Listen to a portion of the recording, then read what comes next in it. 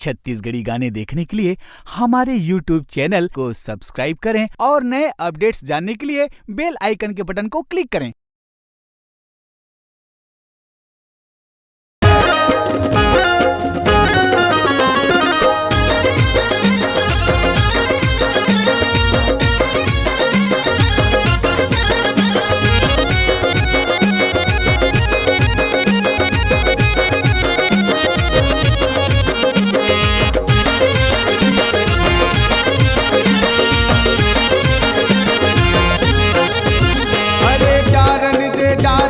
डारन दे वो मोला डारन देना रंगले फागुन के रंग माँ, ये रंग डारन देना रंगले फागुन के रंग माँ।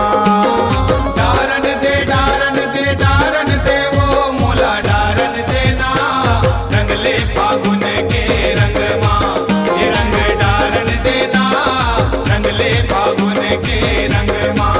ये रंग डारन दे रंगले फागुन के रंग माँ, रंग डारन दे वो रंगले फागुन के रंग माँ।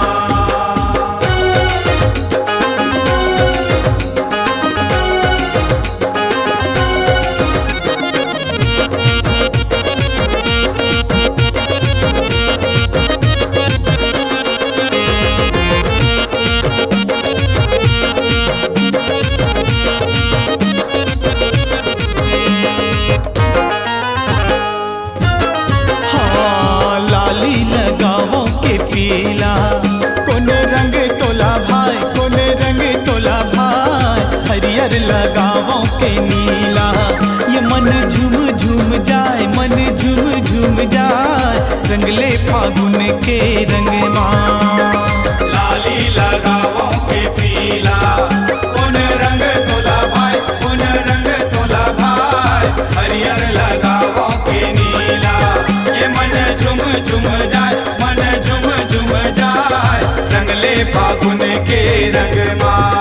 अरे मारन दे मारन दे मारन दे वो मोला मारन देना, भर भर पिचकारी माँ रंगला, ये रंग डारन देना रंगले फागुन के रंग माँ।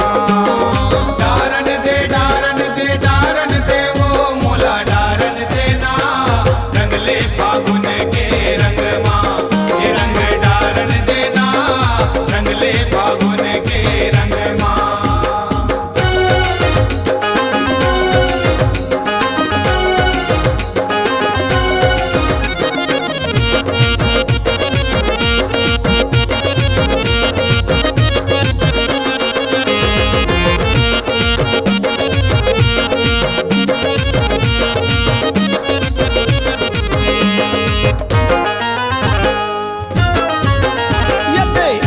फागुन के महीना पर सारे फूल जाए, पर सारे फूल जाए, गोरी के कंचन है काया। देख लार चूचवाए, देख लार चूचवाए रंगले फागुन के रंग माँ। आए फागुन के महीना पर सारे फूल जाए, पर सारे फूल जाए, गोरी के कंचन है काया। देख लार चूचवाए, देख लार चूचवाए रंगले फागुन के रंग माँ। अरे अरे अरे झारन दे झारन दे झारन दे वो मोला झारन देना, टूरी मैया के मधुर रसला, ये मोला डारन देना रंगले फागुन के रंग माँ।